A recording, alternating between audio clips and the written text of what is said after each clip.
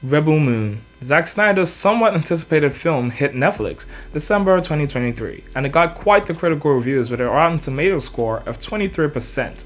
I haven't seen a score that low in a long while. I don't think I've ever seen a score that low, to be honest. Now don't be mistaken, this movie was well received by its audience for some reason, but it did not sit well with critics, at all. Hence the horrible 23% Rotten Tomatoes score. Anyway, I decided to watch it with a critical eye myself, and yeah, it's dumb. And I'm going to tell you all the simple reasons why that is. Stick around for the last reason, because that is just the nail on the coffin for this movie. It is utter destruction. At the end of this video, I'm also going to be giving it an overall score on a scale of 1 to 10, so stick around to find out where I place this movie. If you haven't already, make sure to punch that subscribe button, as you'd be helping this channel a whole lot. And without further ado, let's get into it. The first reason this movie is dumb is because of the characters. What do you know? Shocker. This movie had so many characters, which is understandable considering it's a fantasy epic. The real problem is that none of them were interesting. And I mean, no one.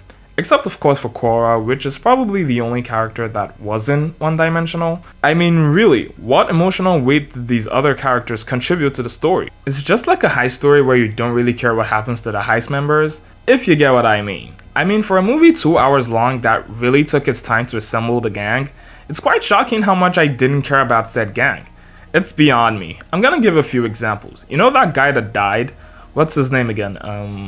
2 hours later. Yeah, Darien. I'm sorry, it kinda slipped my mind. Anyway, that guy's death was pretty much insignificant to me. I mean, yeah, he stopped the warship, so thanks, I guess. Like, he felt quite replaceable. Like, that could be anyone up there, and because I didn't really care about the character in the first place, it ruined any emotional weight I was supposed to be feeling in that scene. It was just like, oh, okay, bye. It's like when you meet a stranger in the bus and you connect a bit over today's news headlines, but when you both leave the bus, you can't remember what the other person looks like. That was my experience with Darien in this movie, and quite frankly, most of the other characters. If I had to pick someone except Korra, I'd say Kai. Like, that was a portrayal done right. That guy had me fooled. I would have also said Noble, but I'm not a fan of egocentric, sadistic soldiers who carry a punk haircut around. I mean, what better way to portray everyone's worst nightmare, right? If no one else, they nailed that character, right? And it's not just the characters that were terrible in this film, it's also the acting. Granted, there were a few great performances like Korra's and Kai's, however, a lot of them weren't that great. In fact, they were horrible and boring. Like, there's no other way to put it. And I'm sure this is an aspect a lot of critics had a problem with. I'm not exactly sure, I hope I'm right. I really hope I'm not the only one who agrees with this. Which leads me to the second reason this movie was dumb. And that is, the story felt rushed and at the same time, stupidly slow. As I said earlier, this movie spent a large chunk of its already huge runtime just gathering up the gang. I estimate an hour plus just doing this, and yet we get very little characterization from these guys we spend so much time recruiting. I mean, sure, we get that cool How to Train Your Dragon snippet and that Spider-Man vs. Octavio fight, but while we're going from planet to planet and doing all this cool stuff, can we at least get some insight into who these characters really are? What makes them tick? What is this undisputed fact about them that makes them stand out of the crowd? What makes them individually useful? I don't have any previous context on these people. You just expect me to believe that this guy and that guy are supposed to save the village from a battleship? Okay. We also spend too much time on world building. Oh my god, you have no idea. The world building ate up a solid 80% of this film, so I get it. This film is supposed to be reminiscent of Star Wars and Seven Samurai. Of course, world building has its place in this kind of story, it being a sci-fi epic. However, when world building becomes the front and center of any story, much less a movie, it inevitably makes it feel dragged and breathtakingly boring. Another thing excessive world building did to this movie is lower the stakes.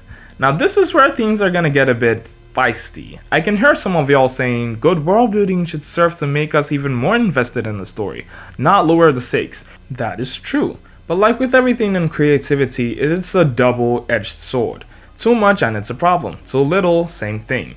This movie fixates on the large scope of the danger, potentially the whole universe, but it doesn't really work because for what it's worth, and I know you've heard this a couple times, it isn't what we haven't seen before. Like, this was literally a budget Star Wars, period. And to be fair, the world building isn't even that much of a problem. The real problem is how it's presented to us. Spoiler, it's not fun at all. The movie starts off with this stupidly confusing exposition in the beginning, and the story just continues on with being confusing and boring. Almost everything was an exposition dump, from the dialogue to every other goddamn thing. That's another reason the characters were so uninteresting. A lot of their dialogue was basically just exposition after exposition that was kinda said in a Game of Thrones format, but just creepier and way less interesting. Now I'm gonna talk about something that really bothered me while watching. What the heck are these action scenes? We get slow-mo every other minute, and I'm not even joking this time. There is not a single action sequence in this movie that is not accentuated with slow-mo. How is that even a thing? I thought we left those in the 2000s or something. That said, it really didn't work for me and was in fact quite annoying, but hey, what do I know? I'm not some big shot Hollywood director. He clearly thinks this is a great idea, so deal with it, I guess. Only at the climax did we get a battle scene worthwhile, and even then it was just filled with slow-mo. Speaking of, let's talk about the climax. Now the climax was interesting, I'll have to admit, especially with the plot twist there that I'm sure a lot of people were kind of expecting. I wasn't though. I'm not good at fishing out traitors in fiction and real life, but that's by the way. The climax hooked me, and it was really the only point in the movie where I began to feel any stakes whatsoever. And it's also where we get to find out who these characters really are, through yet another exposition from the main baddie. But hey, if he doesn't tell us who they are, who will? So we've got an assassin, a prince, a general, and a farmer. Quite the mashup. And you know, this could have potentially been a recipe for an interesting dynamic on screen between these guys. That is, if the story wasn't some world building exposition dump hot mess. Wasted potential, I tell ya. Anyway, our protagonists are in quite the mess, and it's only through the bravery of our farmer that they escape. Oh, and Darian dies. To be frank, I think the final battle was plagued with the same problems as the other action scenes. Obviously low budget CGI and a heavy dose of slow-mo.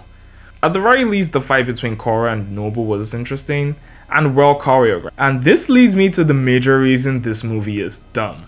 This movie is basically just a build-up for the second part. Like, that is its sole purpose. Think about it. What did we really accomplish with the 2-hour, 15-minute journey? This movie felt heavily like a prologue, if you were reading a novel, and the next movie would probably be chapter 1. This right here is where all the negatives of this film meet.